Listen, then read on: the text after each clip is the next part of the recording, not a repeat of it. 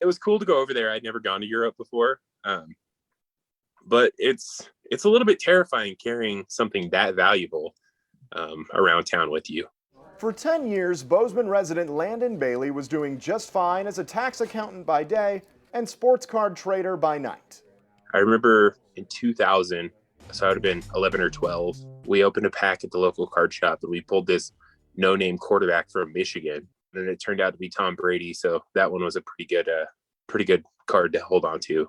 Bailey carried the hobby into adulthood and started selling some of his collection when the industry took off a few years ago. He would often use pre-war card collectors, PWCC for short, the largest online third-party seller in the world. So when the company gave him a job offer late last year, tax accounting stood no chance. Yeah, I get to live the 8-year-old's dream and do it all day, every day.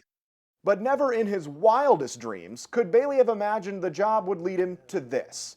News broke Monday of this LeBron James rookie card setting the world record for the most expensive basketball card ever sold. The $5.2 million ties the record for a card of any sport.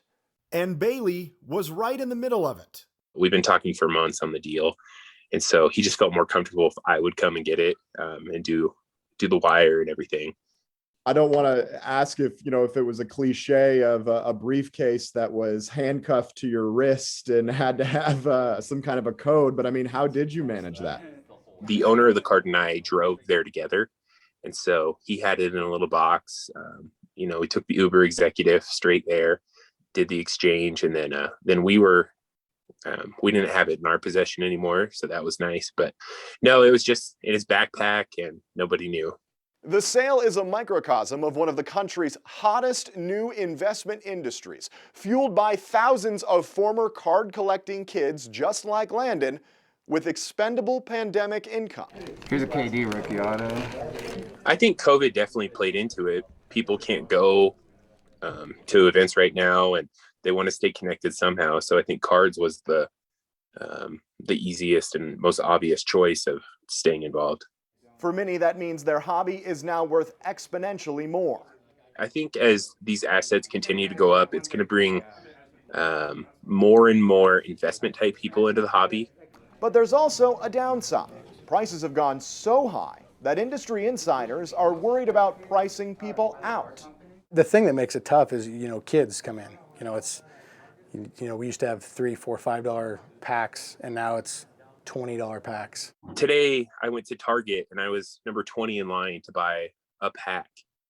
And so, I mean, something's going to have to change in order for kids to become more involved. So I don't know what the answer is on that, but that does worry me a little bit. But from what Bailey has seen firsthand, that's not happening anytime soon. Look at alternative investments. We see Bitcoin and stuff skyrocket. And what is it? It's not tangible. It's not anything you can hold. And I think for a lot of people, these are sweet pieces of art, and we see what art has done historically. And so I think we're still getting started. I think there's a ton of room to grow. As any sports fan will tell you, records are made to be broken. Casey Conlon, MTN News.